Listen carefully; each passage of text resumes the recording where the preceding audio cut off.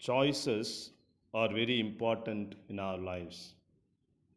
To make a right choice at the right time, we need wisdom, and to implement that choice in our lives, we need courage and faith. My dear friends, you like to stand and listen to my homily? You don't want two pains at the same time, right? Hmm. Because in the beginning they were standing. I mentioned Biju's idea. All right. Since you are fresh, I can go ahead with my homily. All right. Choices are very important. It is interesting to see Jesus many times asking the beneficiaries, "What do you want?" Today's gospel passage, the event that took place near the pool of Bethesda, the man is there sick and waiting to be healed. The custom is to get into the waters when the water is stirred to get healed. But since he could not reach in time, somebody else gets into it and they get healing. So he has been waiting for how many years?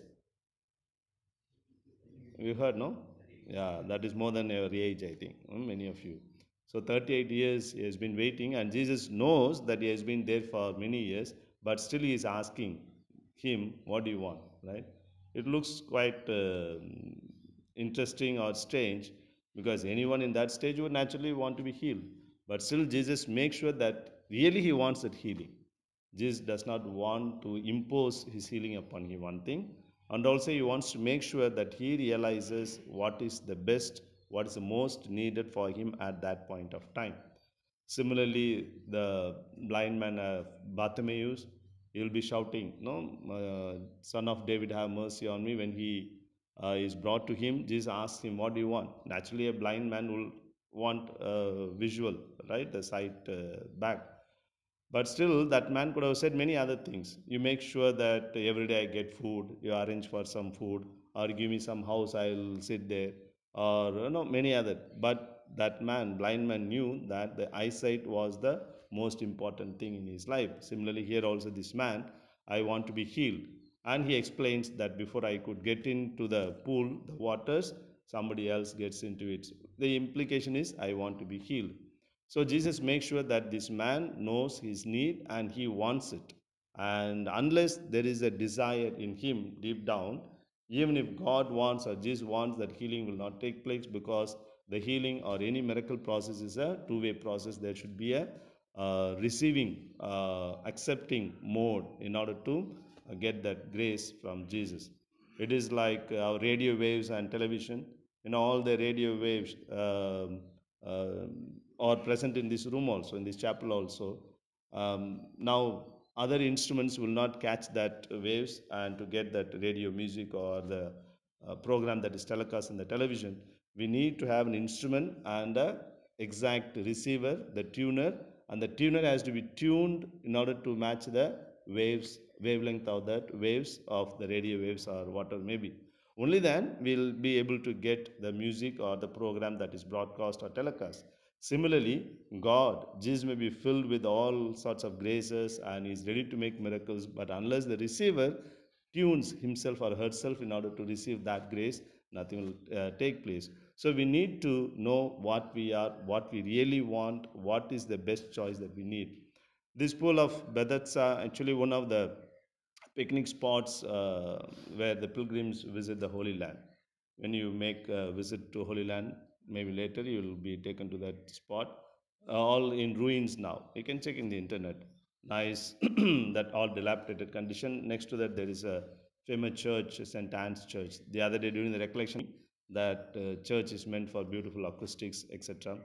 It's a nice place to see. When you go there, you get that feeling. No, this is a place where Jesus walked around, and this is a place where that man got healed, etc. So we need to know what we want and what is the best thing, what is the real need of that moment in our lives. Unless I know myself, unless I want to improve myself, nobody can help. And I need to know the status of mine so that I can improve further, progress further. So the realization, the awareness of where I am, what I am is very, very essential. It is as simple as that. When you book a taxi cab, right, to Ola or Uber, etc., the driver wants to know where you are. Otherwise, he cannot come and take you. Supposing you tell, "No, no, I don't want to tell my place, you find it and come." You say, "Sorry," you check with another cab driver, right? So we need to know where we are, that fellow, so that he can come and take us. Similarly, if we go to our entrance gate, if we turn right side is Wagoli, left side is Erwada, right? When you go to the main gate. But you should make sure which side you are facing. Suppose you are facing the opposite side, your left side will be Wagoli, right side will be Erwada. So you cannot just say from the gate, right side and left side, this is no. We should make sure where you are facing. Accordingly, the right and left will change. Similarly, we need to know where we are, what we are, in order to make sure that where we want to go, we can go. So I must know my own status of life. Once a fellow went to the doctor and he was an expert, the doctor. This man wanted to tease the doctor. So the doctor asked him, what is your problem? Then he said, Doctor, I heard that you are a big man expert, right? So you find out, check and find out what is wrong with me. Then he said, you should go to the veterinary doctor. Why? Because only cows and bulls cannot say what they are suffering from. So the doctor, veterinary, has to find out what is the problem. But you are a man, you are a human person, you should know what is the problem. Similarly, we need to know what we are and what we want in our lives and what we make. The choices are very important. Maybe as simple as that, what shirt you want to wear in the morning and what coffee or tea that you take for breakfast.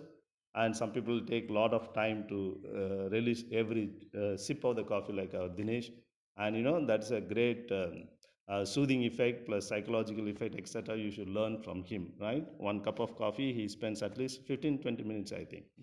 So that shows, he enjoys every bit of it and a lot of benefits in that. So he chooses to enjoy that coffee.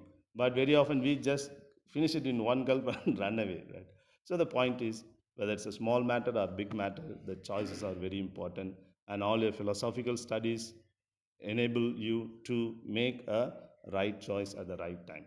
Very often, we all know what we need, what we want in our lives, but we don't have the courage and the faith to implement the choice. So we need to make the choice at the right time, the right choice with the wisdom that comes from God. And also, we need to have the courage and faith to implement the choice in our lives. And all these philosophical studies and later on the experiences that you're going to have in Regency will shape you more, will season you more, so that you make the right choice at the right time and you have the courage and faith to implement those choices in your lives. Let us pray for this particular grace for all of us.